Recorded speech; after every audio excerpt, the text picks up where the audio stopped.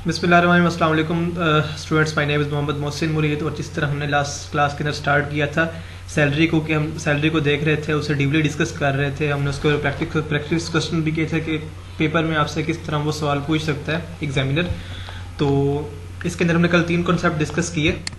तो first one वो था हमारे पास गोल्डन हैंडशेक का कॉन्सेप्ट था, ठीक है, कि आपको कोई ह्यूज अमाउंट मिलती है, ठीक है, टर्मिनेशन ऑफ जॉब के ऊपर, तो आपने उसे किस तरह अकाउंट फॉर करना है। एक आपका है सैलरी रिसीव्ड इन एरियर्स, आपको पुराने सालों की सैलरी अभी मिल गई है तो आपने उसे किस तरह डील करना है।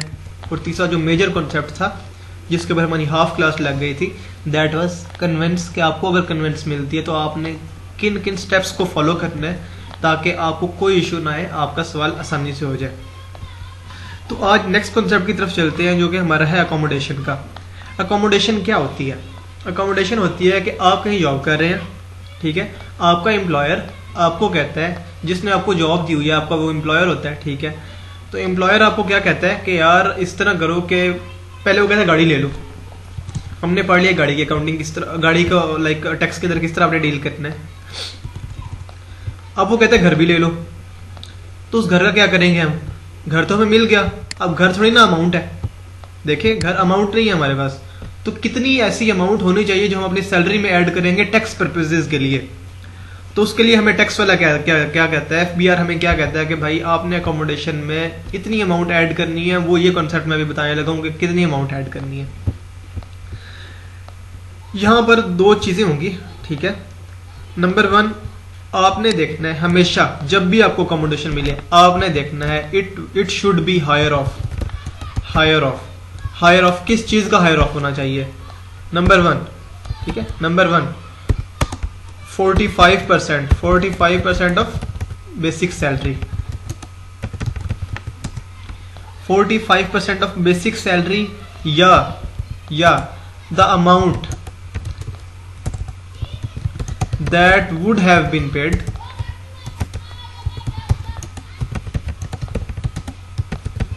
if accommodation was not provided. Accommodation was not provided. क्या मतलब है इन दोनों बातों का? हमने देखा कि हमारी एक होती है बेसिक सैलरी जो कि हमें हमारा एम्प्लॉयर दे रहा होता है कि ये आपकी बेसिक सैलरी है, ठीक है। हमने देखना है हमें एक घर मिल गया, ठीक है। वो कहता है आपने देखना है यार जो आपको घर मिला है ना, ठीक है, आपको जो घर मिला है उसका आपने करना क्या है। आपने देखना है कि अगर वो आपको आपका एम्प्लॉयर घर ना देता तो आपको कितने पैसे देता उसकी जगह के ऊपर। अगर वो आपको घर ना देता तो उसकी जगह पे कितने पैसे देता।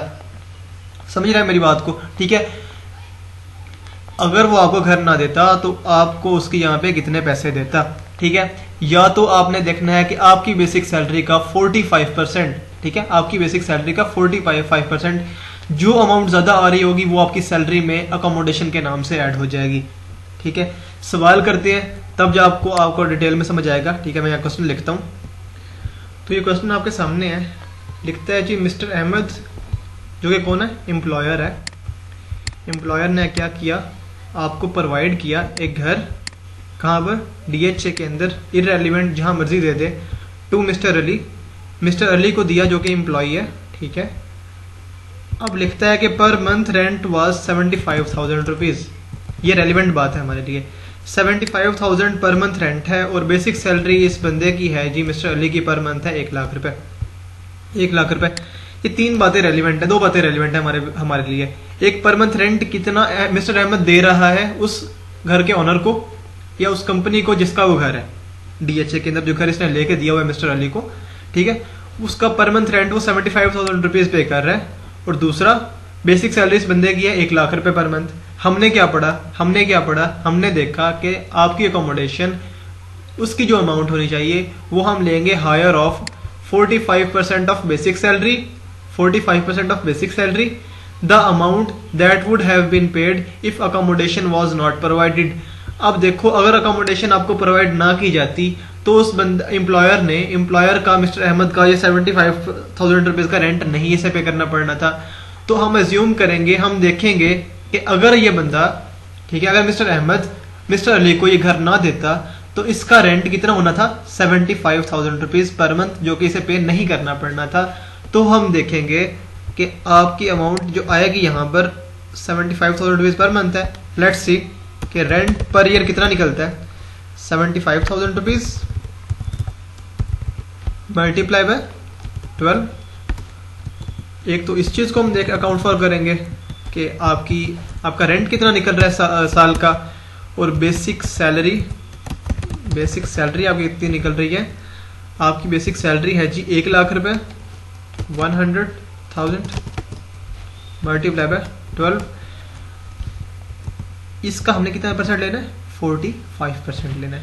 इसका मैं 45% लेने लगा हूँ, इसका मैं 45% लेने लगा हूँ, ठीक है, 45% लेने लगा हूँ इन दोनों अमाउंट्स में से, ठीक है। उसने बोला इन दोनों अमाउंट्स में से जो अमाउंट हायर होगी उसे हम अकोमोडेशन के नाम पे आपकी सैलरी में ऐड कर देंगे।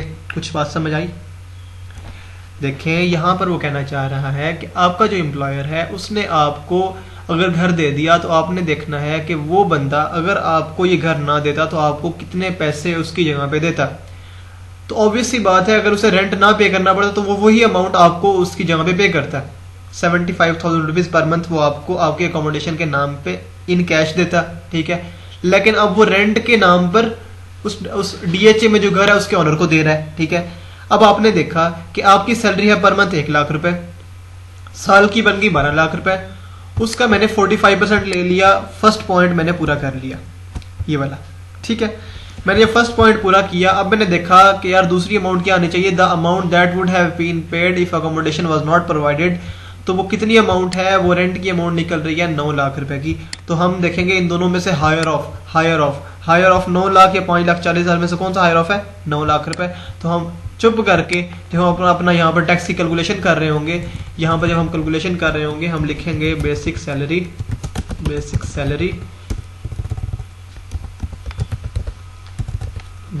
हमारी कितनी है जी, बेसिक सैलरी है हमारे पास 12 लाख रुपए, ठीक है। उसके बाद कोई अलाउंस है कोई अलाउंस यहाँ पर नहीं दिया हुआ, ठीक है, यहाँ पर अलाउंस नहीं दिया हुआ तो अलाउंस नहीं आएगा।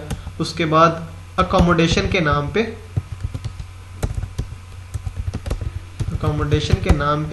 कितनी अमाउंट आएगी, 9 लाख रुपए। 9 लाख रुपए आपने इसके ऊपर वर्किंग दिखा देनी है, ठीक है। तो होगा क्या, तो टोटल अमाउंट हमारी कितनी आ जाएगी, हमारी 21 लाख रुपए हमारे पास इनकम फ्रॉम सैलरी के नाम पे आ जाएंगे, तो अज्यूमिंग दैट कि आपको ये कॉन्सेप्ट समझ आ गया कि the amount that would have been paid if accommodation was not provided, या बेसिक सैलरी का आपने 45% लेना है। एक तो ये कॉन्सेप्ट है, एक दूसरा इसका कॉन्सेप्ट है जो क्या बहुत उसने बहुत कम ही टेस्ट किया है, मिनिमम टाइम स्केल का कॉन्सेप्ट। ये क्या कॉन्सेप्ट है, अब यहाँ से आपको पॉइंट्स में बढ़ा देता हूँ, ठीक है। If accommodation is provided by employer to employ, then आपने देखना हायर ऑफ क्या होनी चाहिए, higher of the amount that would have been paid if accommodation was not provided, ठीक है। और दूसरा देखना है 45% ऑफ MTS और basic salary if there is no MTS, ठीक है। अब ये MTS क्या बोला है, मिनिमम टाइम स्केल क्या होता है जी, मिनिमम टाइम स्केल के अंदर आपको बता देता है एग्जामिनर कि मिनिमम MTS आपका क्या है जी, 2,10,000। मैं अमाउंट पहले लिखता हूँ, उसके बाद मैं आपको एक्सप्लेन करता हूँ इसको। 2,10,000 डैश 40,000 डैश 3,50,000। देखिए आपको इस तरह करके वो एक MTS दे देगा आपका एग्जामिनर आपको इस तरह करके एक MTS के नाम पे एक अमाउंट दे देगा कि यार ये MTS है।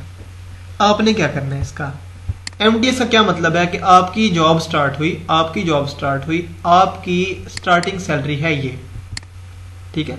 2,10,000 आपकी स्टार्टिंग सैलरी है, 2,10,000 आपकी स्टार्टिंग सैलरी है। 40,000 रुपए आपका इंक्रीमेंट है, ठीक है। 40,000 आपका ईयरली इंक्रीमेंट लगेगा, ठीक है। और आपकी सैलरी 3,50,000 पे जाके फाइनल रुक जाएगी, ठीक है। इस बात को समझते हैं आप, ठीक है, कि आपकी सैलरी जो है 3,50,000 पे जाके स्टे कर जाएगी, रुक जाएगी, कि इससे ज्यादा आपकी सैलरी नहीं बढ़ेगी। वो यहाँ बताना क्या चाह रहा है हमें, वो हमें बताना चाह रहा है कि अगर आपकी जॉब हुई है अभी स्टार्ट, ठीक है, तो आपने जब MTS की कैलकुलेशन करनी है तो आपने 2,10,000 की अमाउंट के ऊपर 2,10,000 पर मंथ आपको सैलरी अगर आपने देखनी है, बेसिक सैलरी आपकी 2,10,000। यहाँ पर आपने 1,00,000 रुपए बेसिक सैलरी देखनी होगी, ठीक है। अगर आपको साथ वो MTS की ये अमाउंट्स दे देता और आपको पता चलता कि उस बंदे ने इसी साल जॉब स्टार्ट किया है, तो हम 2,10,000 को 12 से मल्टीप्लाई करते और उसके जो अमाउंट हमारे पास आंसर आ रहा होता उसका 45% लेते, क्योंकि यहाँ लिखता है कि आपका जो MTS का है, MTS का 45% लेना है। अगर MTS नहीं दिया हुआ तब आपने बेसिक सैलरी का 45% लेना है, ठीक है। समझते इस बात को कि अगर आपको MTS सवाल में नहीं दिया हुआ कहीं पर भी, तो आपने चुप करके बेसिक सैलरी का 45% लेना है और दूसरी अमाउंट के साथ कंपेयर करना है कि अगर अकोमोडेशन ना प्रोवाइड की जाती कितनी अमाउंट पे होती, जो हायर होगा उसे आपने चुप करके सैलरी में ऐड कर देना है। लेकिन अगर MTS दिया हुआ है और बेसिक सैलरी भी अवेलेबल होगी, तो आपने बेसिक सैलरी को इग्नोर करना है, मुकम्मल तौर पे इग्नोर कर देना है। MTS को देखना है, MTS में किस अमाउंट को देखना है कि अगर आपकी जॉब अभी स्टार्ट हुई है तो आपकी ये बेसिक सैलरी होगी, लेकिन अगर आपकी जॉब को 1 साल गुजर चुका तो इसका मतलब है आपको 40,000 रुपए का इंक्रीमेंट लग चुका है आपकी सैलरी के अंदर, तो आपकी सैलरी ऑब्वियसली 2.5 लाख होगी, तो आपने 2.5 लाख के ऊपर अमाउंट्स निकालनी है, ठीक है। तो जो हमारे पास आंसर आएगा, ठीक है, 2,10,000 मल्टीप्लाई 12 करके जो आंसर आएगा हमारे पास, उसका 45% लेना है, 45% लेना है, 45% लेना है। तो ये अमाउंट आपकी जो है 11,34,000 ये जाकर आपकी अकोमोडेशन में ऐड हो जाती, अगर वो आपको MTS देता तो। MTS का ये कॉन्सेप्ट है, ठीक है। अगर MTS आ जाएगा तो बेसिक सैलरी को भूल जाना है, अगर MTS नहीं दिया हुआ तो आपने बेसिक सैलरी को याद रखना है कि हमने उसका 45% लेना है और चुप करके ऐड कर देना है इसकी अकोमोडेशन के अंदर, ठीक है। तो एक और बात लिखता है, इन केस ऑफ मुफस्सिल एरियाज, ठीक है, इट विल बी 30%। वो कह रहा है यहाँ हमने जो 45% कर रहे हैं घंटे से, 45% ऑफ बेसिक सैलरी लेना है, 45% ऑफ MTS लेना है। तो अगर वो बैकवर्ड एरियाज हैं आपके, ठीक है, और वो आपको आईकेप बता देगा, अगर क्वेश्चन के अंदर वो बताएगा कि फिर मुफस्सल एरियाज हैं, ठीक है, बैकवर्ड एरिया है, ठीक है, तो आपको उसका बताने का ये मकसद नहीं है कि आप खुश हो जाएंगे हाँ मतलब बैकवर्ड एरिया है। उसका बताने का मकसद ये है कि भाई इसके ऊपर आपने 30% लेना है, ना कि 45% आपने लेना है। इसके ऊपर आपने कितने परसेंट लेना है? 30% लेना है, ठीक है। अकोमोडेशन का ये कॉन्सेप्ट था कि अब मैं ब्रीफ किस्म का 1 मिनट में अगर समझाना चाहूँ तो वो इस तरह है कि higher of the amount that would have been paid if accommodation was not provided, और 45% ऑफ MTS और बेसिक सैलरी को उस टाइम देखना है जब MTS गिवन नहीं होगा, और इन केस ऑफ मुफस्सिल areas it will be 30% of MTS और basic salary, right. Let's move down. हमारे पास नेक्स्ट कॉन्सेप्ट है यूटिलिटीज का, ठीक है, यूटिलिटीज का कॉन्सेप्ट है, ठीक है। आपका एम्प्लॉयर बहुत अच्छा है, ठीक है, आपका एम्प्लॉयर बहुत अच्छा है। वो क्या कहता है कि यार आप इस तरह करें कि आपका इलेक्ट्रिक बिल भी हम देंगे, आपका गैस का बिल भी हम देंगे, आपका वाटर का बिल भी हम देंगे। वो कहता है सो एंड सो आपके जितने भी यूटिलिटीज के ऊपर एक्सपेंसेस है वो हम पे करेंगे। आपका एम्प्लॉयर ये कहता है आपको, उसका हमने क्या करना है? अगर तो वो कहता है कि अगर आपको इस तरह की यूटिलिटीज मिल रही है आपके एम्प्लॉयर की तरफ से, तो आपने देखना है कि उन यूटिलिटीज की फेयर मार्केट वैल्यू क्या है। सबसे पहले देखना है उन यूटिलिटीज की फेयर मार्केट वैल्यू क्या है, ठीक है। आपका जो बिल भेजा गया, आपका जो बिल भरा उसकी फेयर मार्केट वैल्यू क्या थी, ठीक है। आपका टेलीफोन यानी उसकी मार्केट वैल्यू क्या थी, कितनी अमाउंट थी वो, ऐसा जो उसका बताने का ये मकसद है कि कितनी अमाउंट का वो बिल था, कितनी अमाउंट का गैस बिल था, कितनी अमाउंट का वाटर बिल था, कितनी अमाउंट का टेलीफोन लाइन का आपका बिल था जो कि आपके एम्प्लॉयर ने पे किया आपके वो पैसे। तो आपने उनकी फेयर मार्केट वैल्यू ले लेनी है और देखना है कि अगर इन यूटिलिटीज के इव्स आपने कोई पैसे, कोई अमाउंट आपने एज ए एम्प्लॉय अपने एम्प्लॉयर को पे की है। हुआ इस तरह, आपके साथ डील हुई आपके एम्प्लॉयर की, उसने कहा कि यार आपका बिल बनता है 50,000 रुपए, इलेक्ट्रिक बिल बनता है 50,000 रुपए, ठीक है। उस 50,000 में से 40,000 मैं दूंगा, ठीक है। लाइक इस तरह डील होती है कि अभी आप इस तरह करें कि आपका एम्प्लॉयर कहता है मैं 50,000 आपका बिल दे देता हूँ, लेकिन आपने इस तरह करना है कि इसके अंदर से ना 10,000 की अमाउंट आपने मुझे बाद में पे कर देनी है, ठीक है, या आपने 10,000 की अमाउंट आपने मुझे पे करनी है। ये उनकी डील डन हो जाती है आपस में। तो देखिए आपने इसके अंदर जो आपको उन्होंने वो दिया हुआ है, इसके अंदर जो फॉर्मूला दिया हुआ है, ठीक है, जो मेथड बताया हुआ है कि फेयर मार्केट वैल्यू टोटल उन यूटिलिटीज की कितनी है, like 50,000 is utilities fair value, ठीक है। Utilities fair value is 50,000, fair value market fair value is 50,000 rupees, और जो आपने अपने एम्प्लॉयर को पे की है, ठीक है, वो 10,000 रुपये आपने पे किया है, वो आपने 10,000 रुपये पे किया है, वो आपने कितने पैसे पे किए? 10,000 पे किया। तो आपको फायदा कितने का हुआ? आपको फायदा कितने का हुआ? 50,000 में से 10,000 तो आपने जेब से पे किए, तो आपको 40,000 का एक्चुअल में फायदा हो रहा है। आपको एक्चुअल में 40,000 रुपये का फायदा हो रहा है, ठीक है। तो आपने इस 40,000 को अपनी सैलरी में ऐड कर देना है ऑन अकाउंट ऑफ यूटिलिटीज के नाम पे। आपने इस 40,000 को अपनी सैलरी में ऐड कर देना है, ठीक है। Is that clear? ठीक है, क्लियर हो चुका होगा आई थिंक सो कि आपने फेयर मार्केट वैल्यू लेनी है, उसमें से कोई भी अमाउंट जो आपने अपने एम्प्लॉयर को पे की है उन यूटिलिटीज के बदले में, तो आपने उसको उसकी जो रिमेनिंग अमाउंट होगी जो आपको बेनिफिट हुआ आपके एम्प्लॉयर की तरफ से, वो आपने सैलरी के हेड में ले जाना है, उसे टैक्सेबल कर देना है। नेक्स्ट जो इस क्लास का लास्ट कॉन्सेप्ट है जो हम डिस्कस करेंगे, ठीक है। फिर जो इंटरेस्ट फ्री लोन है वो हम नेक्स्ट क्लास में डिस्कस करेंगे, क्योंकि उसमें थोड़ी सी टेक्निकल बातें हैं। आज जो लास्ट कॉन्सेप्ट है हमारे पास डोमेस्टिक सर्वेंट्स का है, कि डोमेस्टिक सर्वेंट्स का आपने क्या करना है, डोमेस्टिक सर्वेंट्स का आपने क्या करना है। लाइक अगर आपका एम्प्लॉयर बहुत ही अच्छा है, एक तो उसने आपको गाड़ी भी दे दी, घर भी दे दिया, ठीक है, माशाल्लाह फाइनेंस मैनेजर है, ठीक है, बल्कि छोड़े आपको थोड़ा और ऊपर लेके जाते हैं, ठीक है। आप लाइक कॉर्पोरेट लॉयर बन गए हैं, ठीक है, आपने सीए कंप्लीट किया, उसके बाद कॉर्पोरेट लॉयर के बन गए, उसके बाद आपको कंपनी सेक्रेटरी लगा देते हैं, ठीक है, आप कंपनी सेक्रेटरी हैं, तो आपको भाई उन्होंने गाड़ी दे दी, गाड़ी का हमने सीख लिया गाड़ी का क्या करना है। आपको घर दे दिया, घर का हमने सीख लिया घर का क्या करना है। आपके इलेक्ट्रिक गैस वाटर बिल्स आपकी कंपनी ने पे किए, आपके एम्प्लॉयर ने पे किए, उसका हमने देख लिया उसका हमने क्या करना है। घर के साथ साथ आपको उन्होंने क्या किया, आपको अदर सर्विसेज भी दी, उसने आपको हाउस कीपर दे दिया, आपको गार्डनर दे दिया, आपको ड्राइवर दे दिया, ठीक है, आपको अदर लाइक सर्वेंट्स दे दिए कि ये लाइक मतलब जो आपको फॉर एग्जांपल बॉडीगार्ड दे दिए, ठीक है, कुछ भी दे दिया, कंपनी ने आपको डोमेस्टिक सर्वेंट्स प्रोवाइड किए, तो उनका हमने क्या करना है, उनका हमने क्या करना है। अब देखना है कि उन जो सर्वेंट्स हैं उनकी सैलरी कितनी है। आपने इस चीज को देखना है कि आपका एम्प्लॉयर उन सर्वेंट्स को कितनी सैलरी दे रहा है, salary paid to domestic servants, कि आपके सर्वेंट्स को कितनी सैलरी मिली, ठीक है, उसमें से कोई ऐसी अमाउंट जो आपने इन डोमेस्टिक सर्वेंट्स के लिए अपने एम्प्लॉयर को पे की हो, payment made by employ, employer को दी हो, लोगों को ना दी हो, अपने इस गार्डनर हाउसकीपर ड्राइवर इनको ना दी हो, अब आपने अपने एम्प्लॉयर को पे किए हो ये पैसे। लाइक आपके एम्प्लॉयर ने आपको कहा कि यार आपको ड्राइवर देते हैं, ठीक है, ड्राइवर आपको मिल जाता है, लेकिन उसकी सैलरी होगी 50,000 रुपए, 50,000 हम खुद कंपनी के नाम से उसे ट्रांसफर करेंगे, लेकिन आपने 10,000 रुपए खुद से हमें देने हैं क्योंकि हमने आपको ये बेनिफिट दिया है। आप जो 10,000 रुपए दे रहे हैं आपने इस 50,000 में से माइनस कर देना है। लाइक बंदे की सैलरी